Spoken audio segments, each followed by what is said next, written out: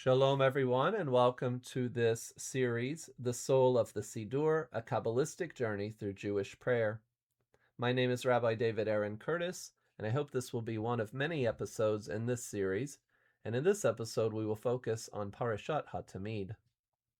In Kabbalah and Chassidut, the sacrificial service, Avodat HaKorbanot, is far more than an ancient ritual. It is a map of human psychology and the spiritual dynamics of the universe. When physical sacrifices ceased with the destruction of the Second Temple, our daily prayers were established in place of the daily offerings, preserving this inner transformation in our modern era. Here is how Parashat HaTamid, the daily continual offering, the concept of korbanot, and the interplay between the Yetzer HaTov and the Yetzer Hara tie directly into our internal and global state of exile. In Western thought, sacrifice implies giving up something precious or suffering a loss. But in Hebrew, the word korban comes from the root karov, meaning closeness or drawing near. Kabbalistically, a korban is an act of unification, yichud. It draws down divine light into physical reality, binding the physical realm, olam ha'asiyah, back to its transcendent source. The Zohar and the Tanya explain that every person possesses two souls or primary identities and two driving inclinations. The animal soul, nefesh habehamit, or Yetzer Hara, is the instinctual drive focused on self-preservation, physical desires, and ego. It isn't inherently evil, but like an unguided animal, it seeks immediate gratification.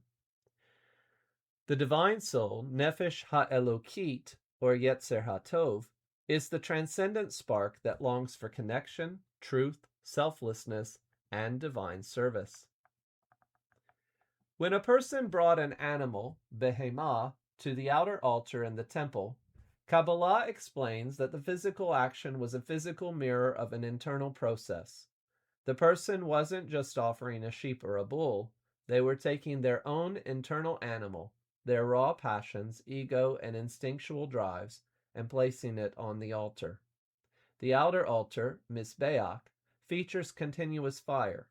In Kabbalistic terminology, the fire on the altar represents the burning love, passion, and spiritual yearning of the Yetzer HaTov. The fat and blood of the animal represents the coldness, arrogance, or raw passion of the Yetzer Hara. When the Yetzer HaTov channels its divine fire to consume and elevate the physical energy of the Yetzer Hara, the animalistic drive is transformed rather than destroyed. This process is called it-hafcha, or transmutation, turning dark energy into brilliant light. We live in a state of double exile, an outer historical exile from the rebuilt temple and an inner psychological exile, galut hanefesh, where spiritual reality feels distant or hidden. Without a physical temple, how do we perform the Tamid today?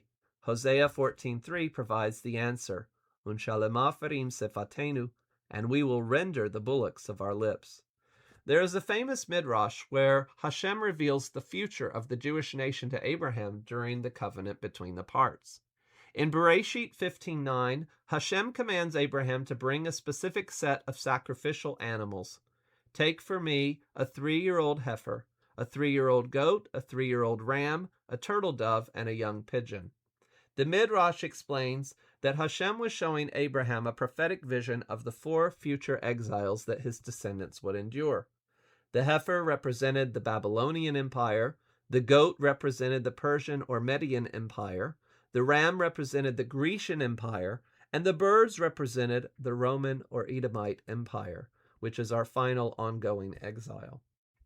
Immediately after, Bereshit 15:12 describes a terrifying sensation falling over Abraham. And behold, a dread, great darkness was falling upon him. The Midrash maps these feelings directly to the suffering in those exiles.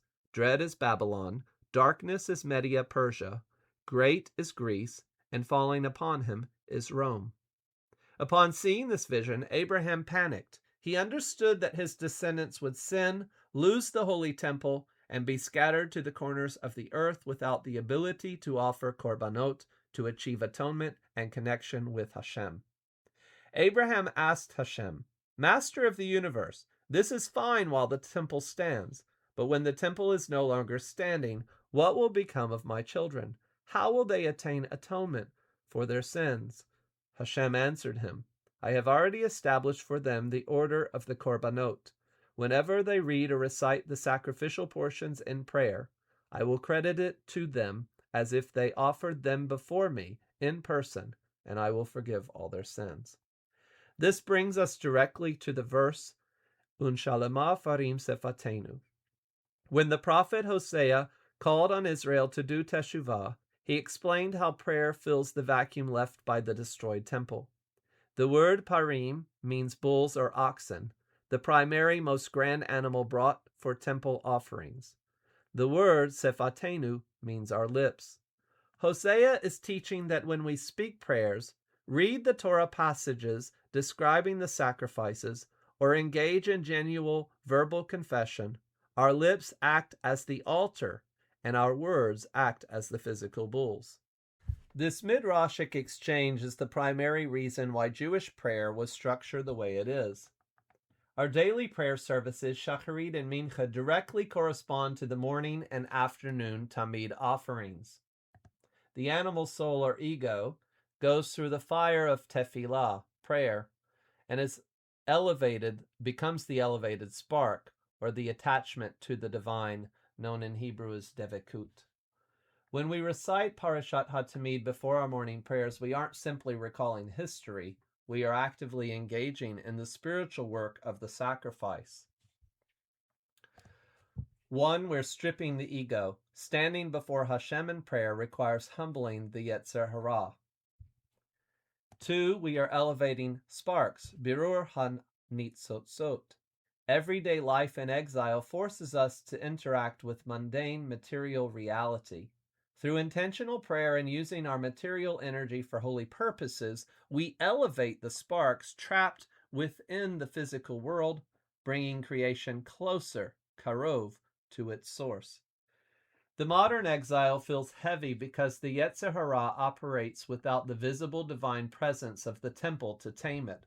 But Kabbalah teaches that precisely because our spiritual work is performed in darkness, the light generated by our daily, consistent Tamid efforts reaches a far higher source in the upper worlds, Olamot HaElyonim, than even the ancient physical offerings did. In Kabbalah, nothing in the Torah, down to the specific species of animals brought for offerings, is random. The animals specified in Parashat HaTamid and the broader sacrificial system, as well as the 5 levels of the human soul, nefesh, ruach, neshama, chaya, and yechidah, form a precise map of spiritual archetypes. Here is how the specific animals of the Tamid service and related offerings align with the levels of the soul and our psychological drives. To understand the animals, we must first map the human soul's hierarchy from the most physical to the transcendent. So you can see the soul levels in one column, the sphirot in another column, and the aspects in the other column.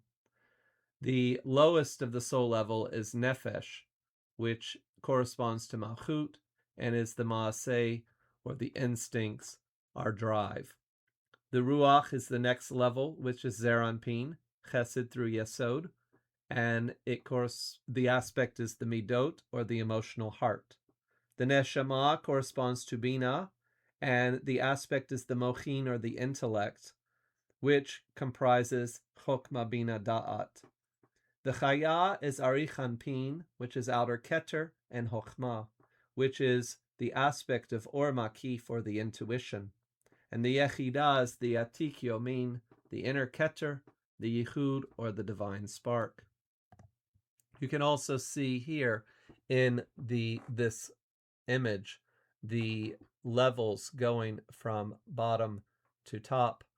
The lowest level of soul, the nefesh, the biological soul, the physical instincts, the ruach, the emotional soul, the moral spirit, the neshama, the intellectual soul, the divine breath, the chaya, the living soul, transcendent life, and yechidah, the unique soul, the divine union.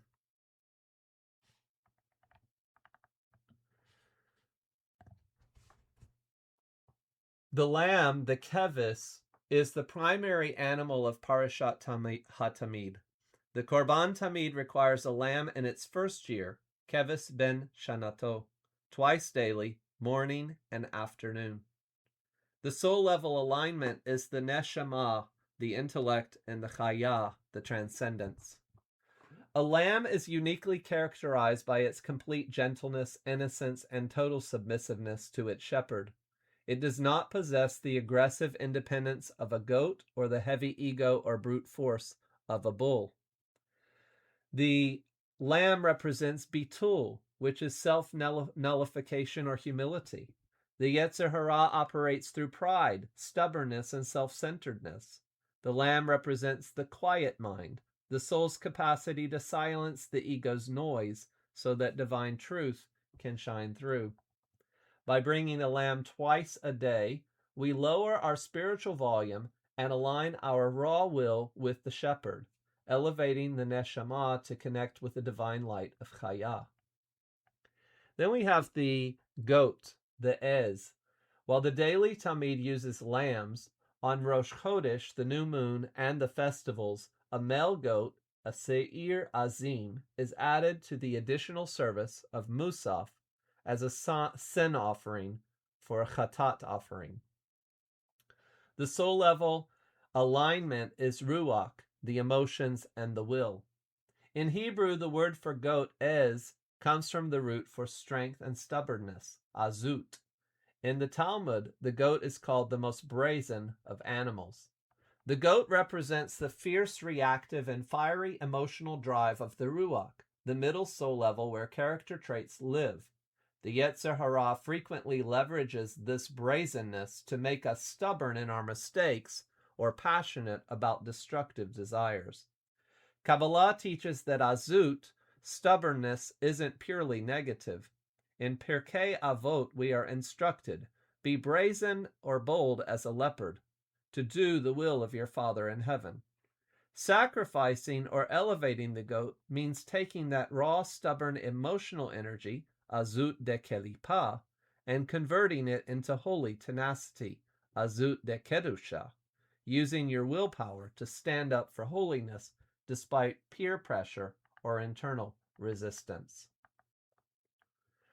The bull, which is par, were brought alongside the Tamid during Musaf services and major holidays. The soul alignment of the bull is the nefesh, the instinctual animal soul. The bull represents brute physical strength, heavy labor, earthiness, and physical drives. It is driven by appetite and physical momentum. The bull corresponds directly to the nefesh habehamit, the animal soul in its coarsest form.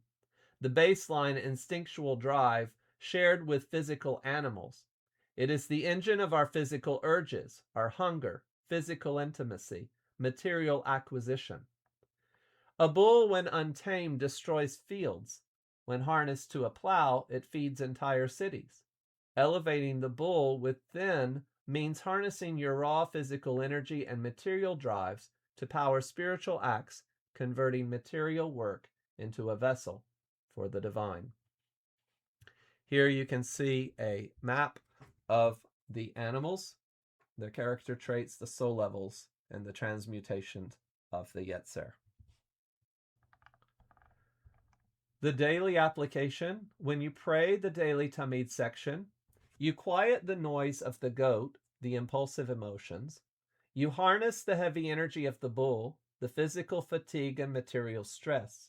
You embody the surrender of the lamb, allowing your highest soul level, your neshama, to connect back to its source. In addition to the daily lamb, Olat HaTamid, the Torah commands 3 accompanying non-animal elements: a meal offering, mincha, made of fine flour mixed with olive oil, and a drink offering, nesach, of wine. While the lamb represents elevating the life force of the animal soul, nefesh habehamit, the mincha and nesach represent the refinement of human labor intellect, and internal joy. Together they form a complete synthesis of human existence, animality, physical sustenance, inner illumination, and emotional ecstasy. The fine flour, solet, refining the raw mind. Flour is an animate, domain, yet it is the product of human cultivation and intense labor. Raw wheat cannot be offered. It must be ground, sifted repeatedly through fine sieves, and freed from all chaff. The soul element represents thought, machshava, and the baseline nefesh, action or sustenance. The spiritual work. The Yetzer Hara often infiltrates the human mind through coarse, unrefined spiritual thoughts, anxiety, or egotistical distractions. Sifting wheat until only fine flour remains symbolizes the meditative work of sifting your thought life, filtering out the chaff of irrelevant or destructive desires until your mind becomes a smooth, receptive vessel for holy focus. The olive oil, shemen, divine illumination in Chokhmah. Olive oil is unique. To extract it, the olive must be crushed. Yet once produced, oil does not mix with other liquids. It naturally rises to the top, giving off light when ignited. The soul element, it represents intellectual insight, Chokhmah, and the level of neshama. The spiritual work. In Kabbalah, oil is the symbol of razin, the hidden secret wisdom of Torah.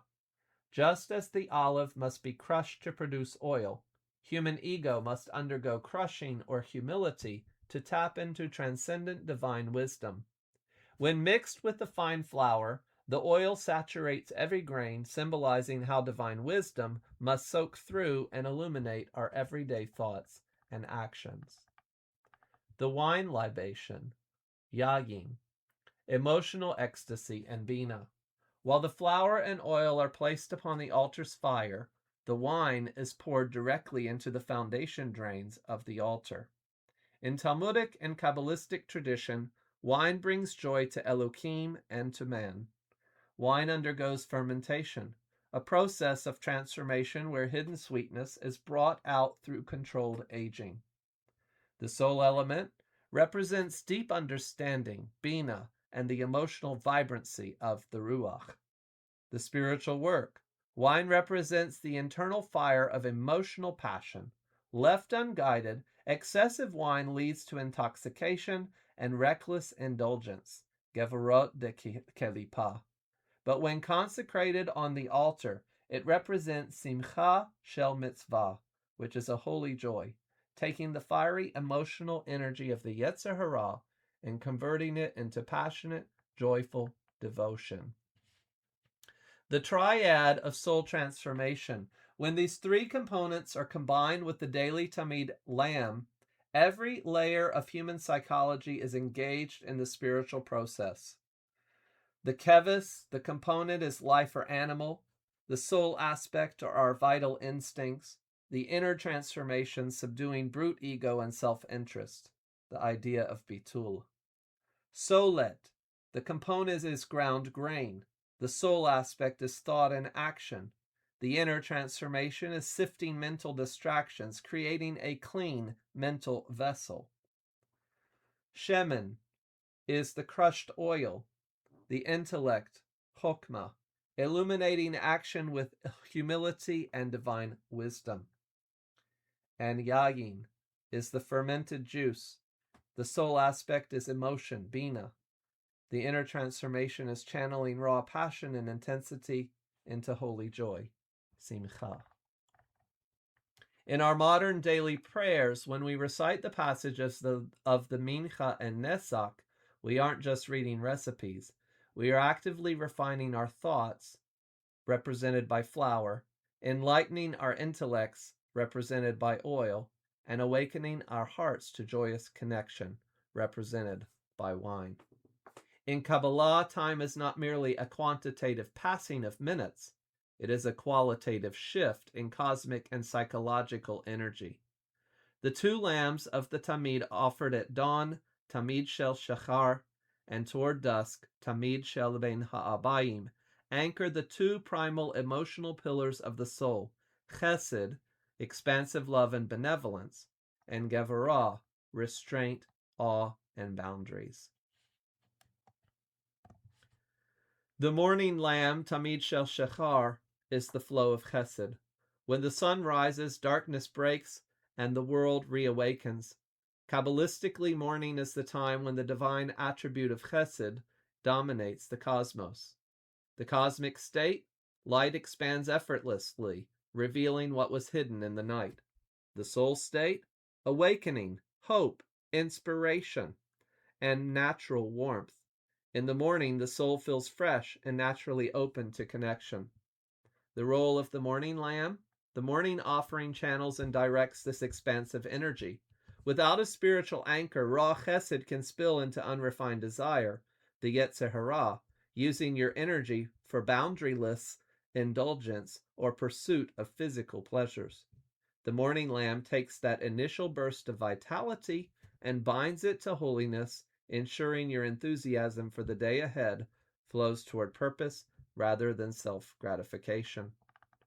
The afternoon lamb, Tamid shel bein ha'abayim, the guard of Gevarah.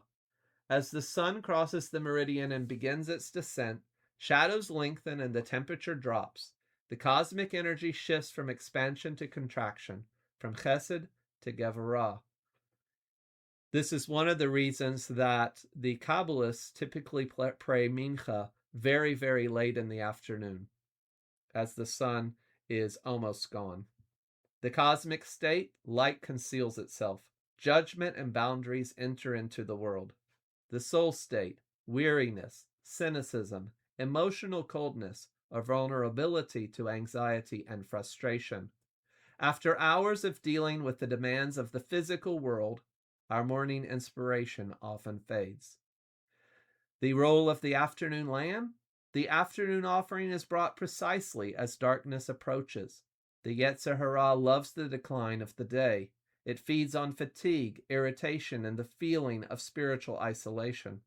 By offering the lamb at dusk, we sweeten the harsh judgments of Gevarah. We transform coldness into holy discipline and channel potential frustration into quiet strength and awe. The two offerings mirror how human emotional energy naturally fluctuates from morning to night. At Shacharit, dawn, we have expansion or chesed. We bring the lamb, and it directs our desire and vitality to Hashem. At mincha, which is dusk, that's contraction or gevarah. When we bring the lamb, it converts our fatigue and harshness to holy discipline. Here's a map of the dimensions and how they relate to the morning and afternoon offerings. The primary sphera for the morning is chesed, for the afternoon is gevarah. The direction of light for the morning is the or yashar, the direct or descending light, and the afternoon is the or choser, the reflected or ascending light. The natural emotion for the morning is joy, openness, optimism, and energy. For the afternoon, it's seriousness, fatigue, caution, introspectiveness. The vulnerability to yetzer in the morning is unchecked desires, over-seeking pleasure. In the afternoon, it's irritability, apathy, despair, and harsh judgment.